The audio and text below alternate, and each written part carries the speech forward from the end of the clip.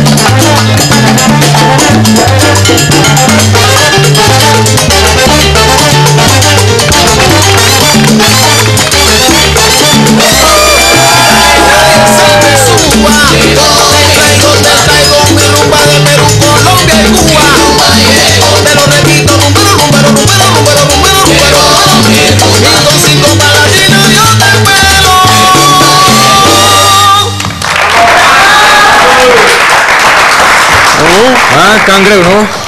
Copiii merg să se schimbe. După pauză ne vedem cu ei pentru al doilea număr.